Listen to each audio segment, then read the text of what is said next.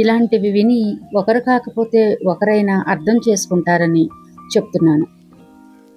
ఒక చిన్న పాప వాళ్ళ డాడీని అడుగుతుంది, డాడీ నువ్వు ఇబ్బందుల్లో ఉన్నావని ఇలా సూసైడ్ చేసుకోవటానికి మందు తాగేశావు కదా, మమ్మీ డాడీ లేకపోతే మనం ఏమైపోతామని ఏడుస్తుంది.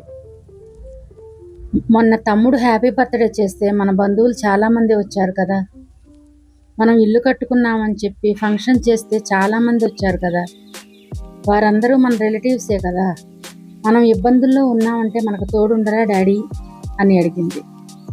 అసలు జరిగింది ఏంటంటే తన ఫ్రెండ్ను నమ్మి వాళ్ళకి ఉన్న ఇల్లు తాకట్టు పెట్టి డబ్బు ఇప్పించాడు.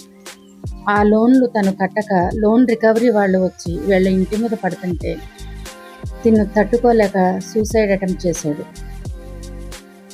బంధువులని పిల్లకేం తెలుసు, బంధువులకు చెబితే అలా ఎలా ఇప్పించావు అని కొందరు, తెలిసే ఇచ్చాడులే వడ్డీకి ఆశపడి అని కొందరు, వడ్డీకి ఆశపడి ఇచ్చిన మామూలుగా ఇచ్చిన తనకి ఏదైనా జరిగితే బాధపడేది ఆ పిల్లలు, భార్య.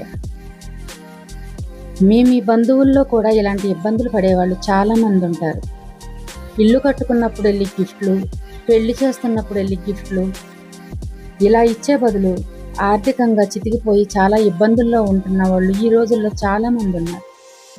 తను ఇంతకు ముందు ఎంత నిజాయితీగా ఉన్నాడు అనేది ఒకటి ఉంటుంది కదా, అది తెలుసుకునన్నా వాళ్ళకి హెల్ప్ చేయండి. ఒక కుటుంబాన్ని నిలబెట్టిన వారు అవుతారు.